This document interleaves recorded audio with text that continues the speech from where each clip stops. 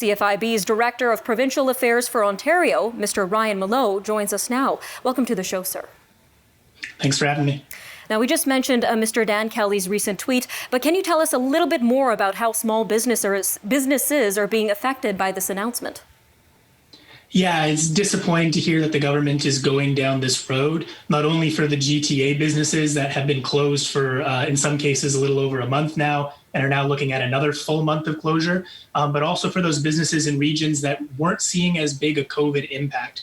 Northern Ontario with very low case counts, Ottawa, which have been doing a lot better, are now seeing full shutdowns on their end as well, which was a tough pill to swallow for a lot of small business owners. And now we're well into the second wave, but how many small businesses have we already lost due to the previous lockdown in spring?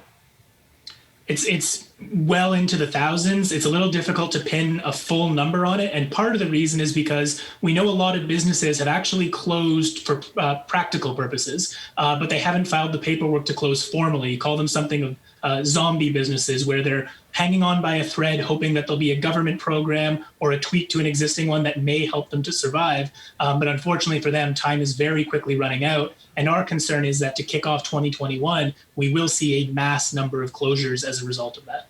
And according to these restrictions, large box stores that are considered to be essential will remain open during the lockdown, while small businesses are required to close. So how are small businesses reacting to this decision? Yeah, I'd say throughout the pandemic, the general tone of business owners has been frustrated. This policy makes them outright angry. We have small business owners from the regions that are currently locked down, but also from regions across the province, just crying absolute foul on this one. It is patently unfair, and Ontario is the only jurisdiction in the country that goes this route.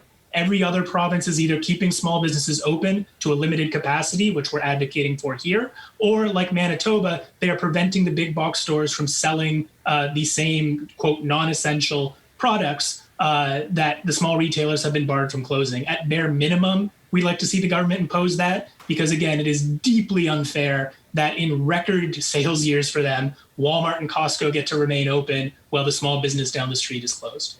And what about provincial supports, such as grants and help to transition to e-commerce shops? How has that affected the blow to small businesses? So there has been some help to that end, particularly with the Digital Main Street grant, specifically for businesses in downtown cores. You do have to be part of a BIA to qualify for that. And these programs are good, but they don't really recognize really how far behind a lot of small businesses were when it comes to e-commerce. A lot of them, even if they had a website, weren't set up to sell things on that website. A lot of them don't have the inventory or distribution network to really be competitive or functional to that end. So there does need to be more support. And unfortunately, we're 10 months into the pandemic. Amazon has owned that space, continues to own that space, and it's difficult for a small business to get up and running to a competitive level. So we would like to see more from the government to that end. So what else needs to be done by the province to help this sector at this time, sir? So I think we need really nothing short of full financial coverage for the impacted business. I think the province took a very good step in introducing the small business relief grant between $10,000 and up to $20,000 for impacted small business. That's very positive, but it's something that we've been calling for since March. Again, this is not the first month of the pandemic. This is not even the first month of lockdown. We are in, for some businesses, month 4 or 5 of lockdown now. They have needed help this whole time. There needs to be much more substantial support. Things like topping up the federal rent program, topping up the federal wage program, making sure we're covering all bills, not just property tax and electricity, but things like insurance, which a lot of business owners have seen spike in recent months. Really, that's what we need, and that's what small businesses need to be able to reopen when they are allowed to do so. All right, Mr. Ryan Mallough, thank you again for your time today. Thanks for having me. All right, stay tuned. A look across the provinces after the break, starting off in BC, coming up next.